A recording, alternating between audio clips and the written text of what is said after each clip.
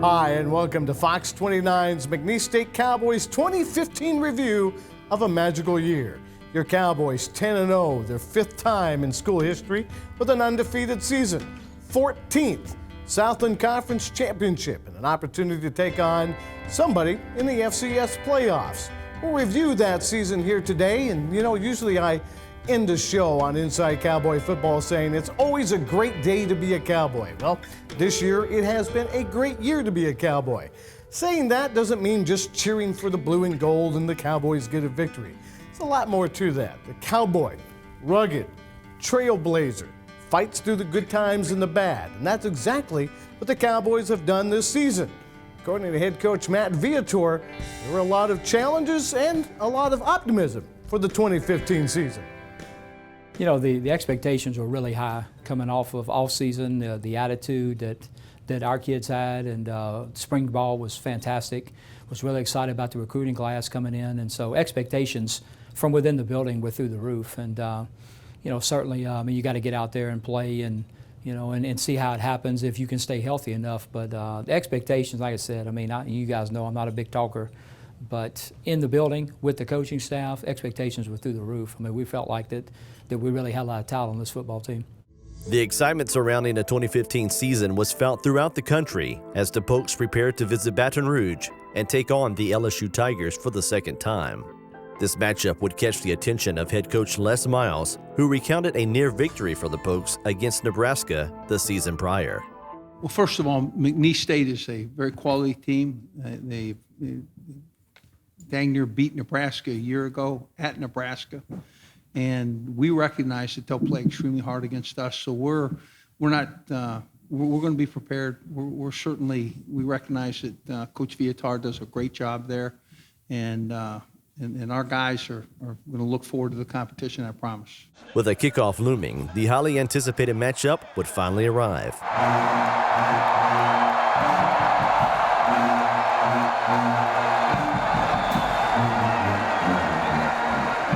However, the pomp and circumstance would be short-lived with a lightning delay that would eventually bring both teams on an agreement to cancel the game. It was disappointing because the players really wanted to play, but we took it, and I talked to the players on Sunday. What a great experience it was, though, even to, because the game was canceled after 14 plays or whatever it was, but we got to prepare every week to play a top 5, top 10 team in the nation, So, we had preparation and went into the game and the pregame and the crowd and the kick, So the experience was still good. We would have loved to have played, but it was a great experience. And, and to take from that, I liked what we did up until the time the game was called. We prepared well. So I think this was a challenging game to prepare for. McNeese does what they do extremely well, and we needed to accomplish it. I think our guys will take from game prep and game week, even though they didn't get the experience of the game, there will be some carryover. The carryover from a canceled game would propel the Cowboys to their home opener, second-time season opener, and conference opener with opponent Incarnate Word. The Cowboys again donned camo uniforms in respect for the armed forces, led by senior Wallace Scott. The first score would come for the Cowboys with this 42-yard run by senior Derek Milton. They faked the end around. Cowboys fans had to wait an extra week. Finally, a touchdown to celebrate. The Cowboys would go on to dominate the remainder of the game, 43-6. It was then on to Nacogdoches, Texas, where the Pokes would face Stephen F. Austin, the number 2 ranked team in the conference preseason polls. The Cowboys would receive the ball first, but go 3 and out on their first possession, giving the Lumberjacks an opportunity to score. With quarterback Zach Conk at the helm, SFA threatened to score early in the game. But a scoop and score ensured that was not the case. And he'll keep it himself. He'll dive. It's loose. The ball's loose. Cowboys have it, and they're going the other way. With the football is Wallace Scott. He could go the distance. He's at the 40, 35, 30, 25, 20. escapes the tackle into the end zone, 100+ yards for a Cowboy touchdown. The Cowboys would trail 14-7 until the second quarter with 22-yard pass from Daniel Sams to David Bush.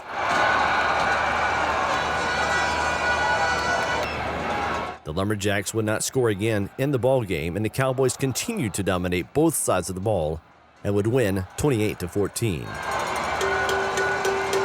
The Cowboys' mindset throughout the season has been one game at a time, taking each opponent as serious as the previous. With 2 conference wins under their belt, the Cowboys face a Division II opponent, Mississippi College. The Choctaws found themselves facing a top-rated defense which allowed only 114 yards, 15 of those passing. Kent Shelby would receive his first collegiate touchdown pass. Sam's back to throw now. He's going to throw deep. He's looking for Shelby in the end zone. He caught it! Cowboy touchdown! That was a heck of a grab by Shelby, about 7 yards deep in the end zone. The Cowboys would score 4 additional times and earn over 500 yards of total offense, winning 37-0. Wide receiver screen. Bush makes the reception. He's got running room. 10, down to the 5. Goal line and the touchdown, Cowboys. Southland Conference action would continue with a trip to Thibodaux, Louisiana to face the Colonels of Nichols University on their home opener. The Cowboys scored 4 times in the first half, including this play from David Bush. Screen, that's thrown backwards. This is going to be a deep pass, and Shelby has it. 10-yard line, 5, goal line. Put him up there, ref. Touchdown, Cowboys. The Pokes held an impressive 480 yards on offense and outscored the Colonels 37-7, with Nichols' sole touchdown coming late in the first half. Touchdown, Cowboys. Batiste hauls it in.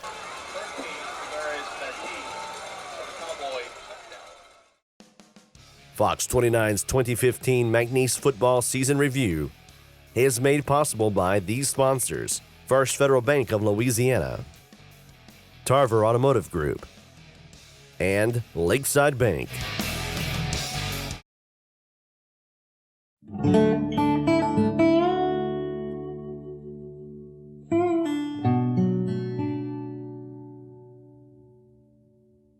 Welcome back to Fox 29's 2015 review of the McNeese State University Cowboys. The Cowboys off to a 4-0 season after a victory at Nichols in Thibodaux to come back here to the hole to take on Southeastern in the game that head coach Matt Viator says was pivotal to the season. I think, to be honest with you, Southeastern. And I know we came back against Stephen F.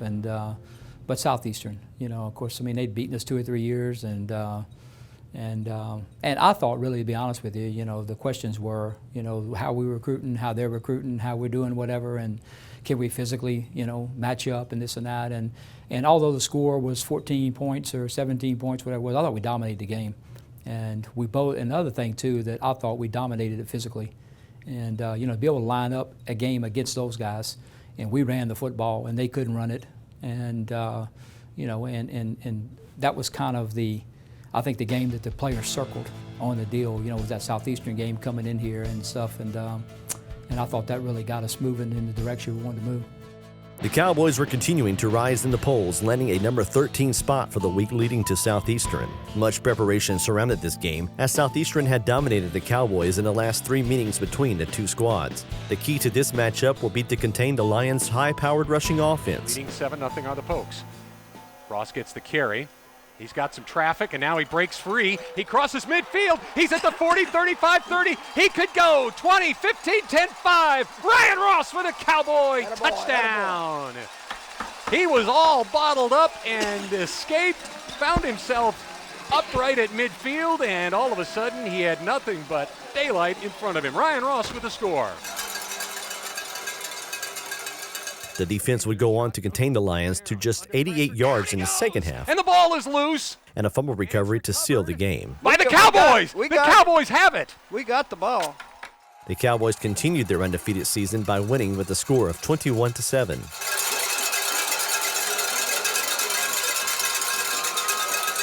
As the season continued, the Cowboys made their first of 2 long road game trips with a stop in Conway, Arkansas. The now number 9 Cowboys would face the top-ranked offense in the nation and a battle for who would control the top spot in conference play. Both defenses would keep the score low in the first half, with only 3 points given to Central Arkansas. And he will be taken down at the line of scrimmage. And on the stop, who got there? That's Goins for the Cowboys from the linebacker spot. However, after a motivating halftime period led by the Cowboys coaching staff, the Pokes were ready to get the job done. 25-20, still going! Inside the 10 and down at the 7-yard line. Attaboy. Ryan Ross. Ryan Ross on the carry for the Cowboys. Wallace Scott on this scoop and score would tie the record for career defensive touchdowns. Oh, the ball hit the motion man. It's loose. Cowboys pick it up, and they could go. They could go. That's Wallace Scott. Touchdown Cowboys. Wallace Scott on the scoop and the score. This was Scott's second of the year. Number 20, Wallace Scott. Meanwhile, Ryan Ross earned his spot in school history by surpassing the 1,000-yard rushing mark. The Cowboys now solidify themselves in the conference standings as the #1 team.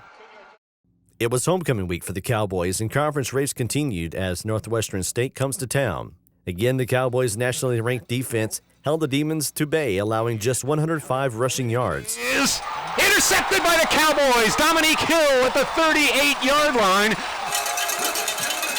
In this matchup, Daniel Sams would break Kerry Joseph's rushing record with his 5 100-yard rushing games. Sams keeps, and he's got running room. He's got the first down, and he's got more. Trying to turn the corner left side, 20, 15, 10, 5. Touchdown, Cowboys! Daniel Sams. He goes 52 yards for the score. The Pokes shake the Demons to a 47-27 victory on homecoming.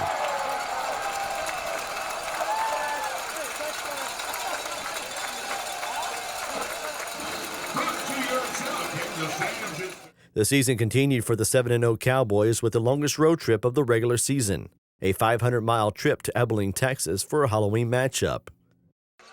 The Cowboys again dominated the ground game, keeping the Wildcats to just 27 yards and would rely on a young quarterback to lead the team. He's going to throw. It's tipped up in the air.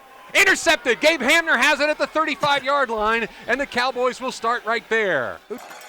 The Cowboys would shake off the Halloween scare, winning by just 2 points, 15-13.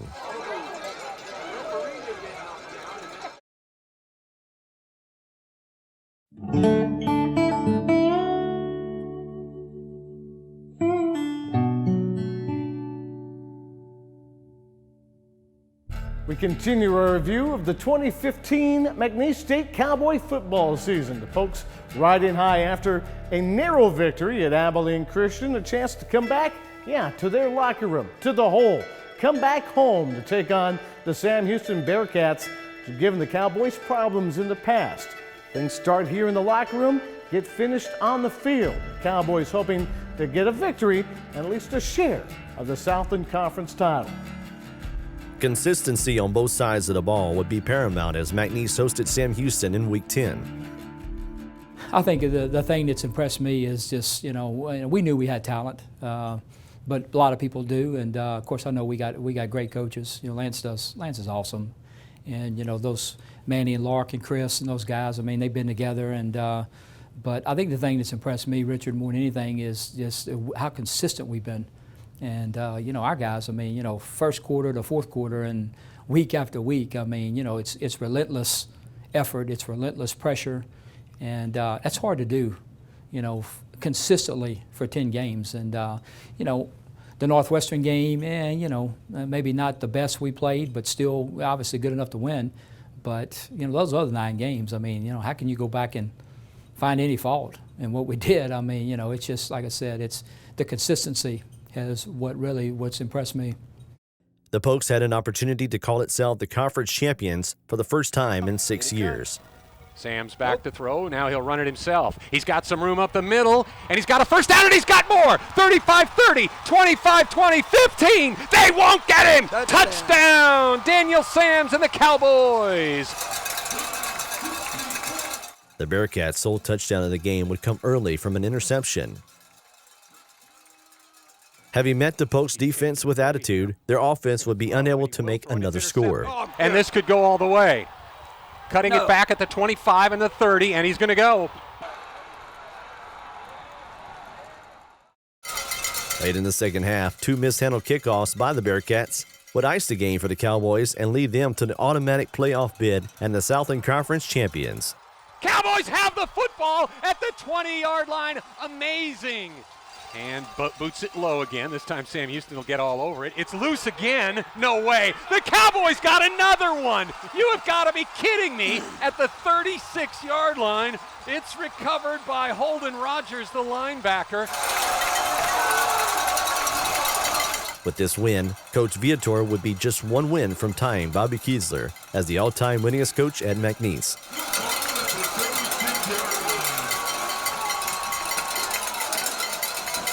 Sams will give it to Ryan Ross. He runs to the right. Can he turn the corner? 15-10, 5, touchdown! Ryan Ross scores for the Cowboys.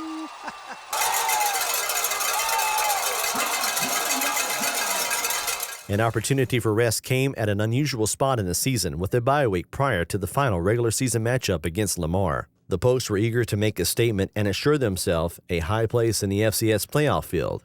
An unusual call would lead to the first touchdown by Lamar and would be only one of 2 touchdowns scored by the Cardinals.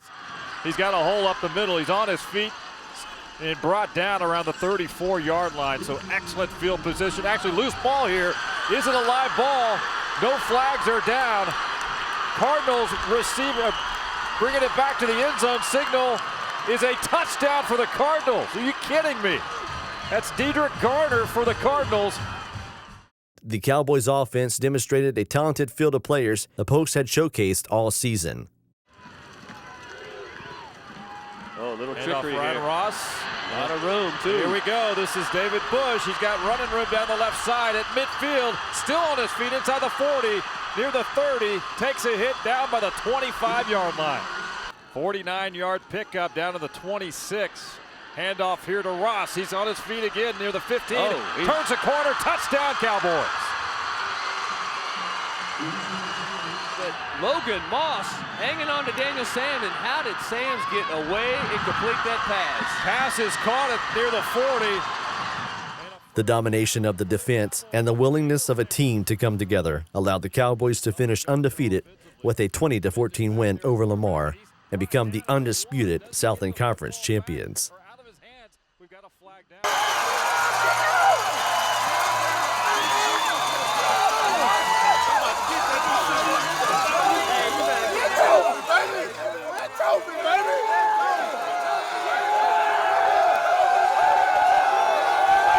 Coach Viator, undisputed, undefeated, automatic qualifier, and the 14th ever McNeese State Football Championship. Congratulations. All right.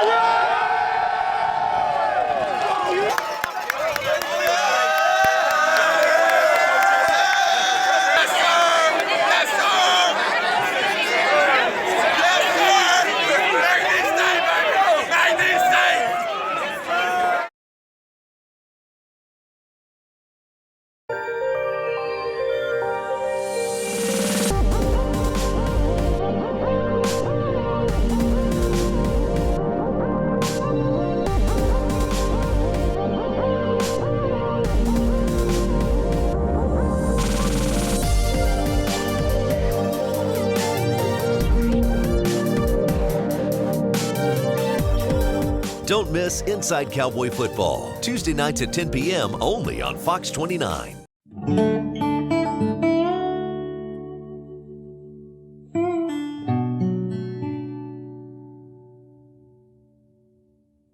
We wrap up the Fox 29 2015 review of the McNeese State Cowboys. Yes, the Cowboys had done it.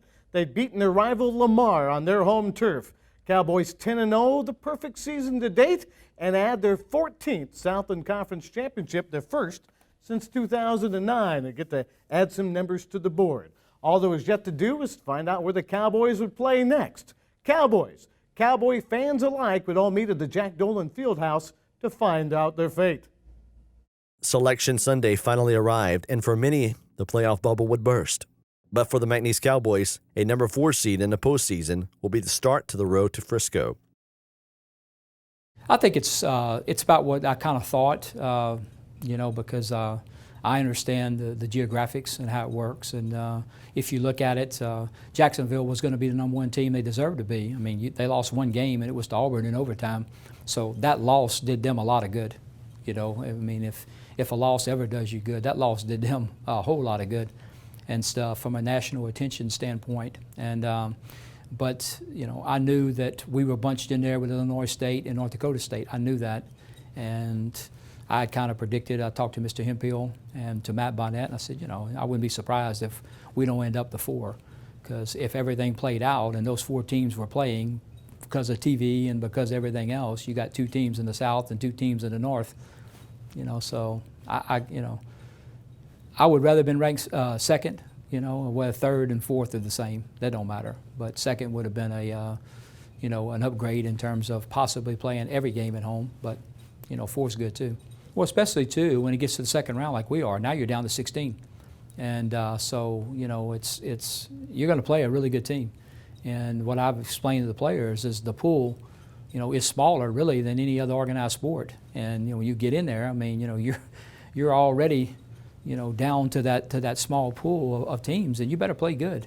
You know, the margin of error is slimmer, the attention to detail has got to be greater, and the level of execution has got to be greater.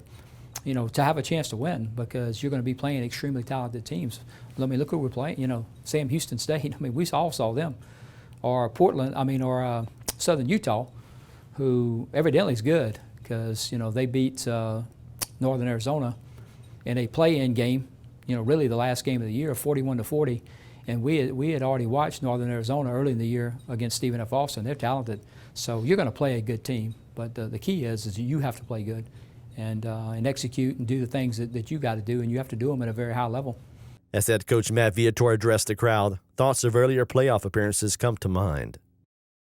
I think this team is different. You know, I think the thing I'm hoping it's different is this is the healthiest we've been. And so, you know, several of those years, especially 7, 9, I mean, we really limped in.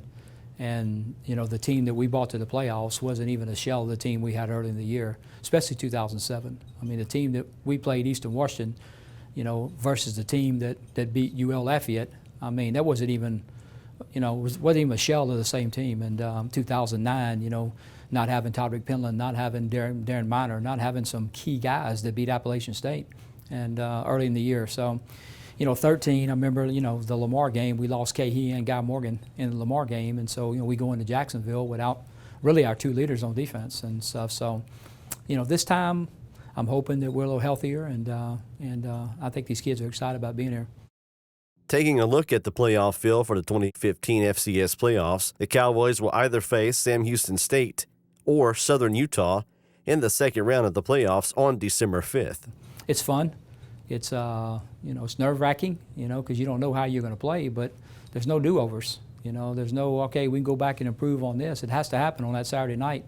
And then, but every game is really a season in itself. It's the way I always looked at it in high school and look at it here, you know. So that second round game, I mean, that's the season, you know. And then, hey, if we're fortunate enough to win that, then okay, who we got next, you know. But you play each game like a season, really, and you know, and that's what we'll do. Yes, 2015 has been a great season, but that season is not done yet. The playoffs are here. Plenty of time for you to say, "Go Pokes!" Wear that blue and gold proudly. Ring those cowbells and cheer on the Cowboys through the 2015 playoffs, where it'll always be a great day to be a Cowboy. Well, I'm thankful for the players. Number one, I mean, it's all about players for me. It's a players' game. Look, I mean, you know, we're 6-5 last year and 10-0 this year, and you know, I'm kind of old to learn a lot of new tricks, to be honest with you. You know, I'm the same guy, I'm the same coach, but you know, it's about players, and players, you know, get it done and stuff. So that's what I'm most thankful for, really, the players, and opportunity to work with these coaches, and to be the head football coach at McNeese is a tremendous blessing, and I've always said that. You know, I'm so thankful for that opportunity, and after 10 years, I still am. I mean, it's just been an incredible opportunity, and you know, one that I'm extremely thankful for.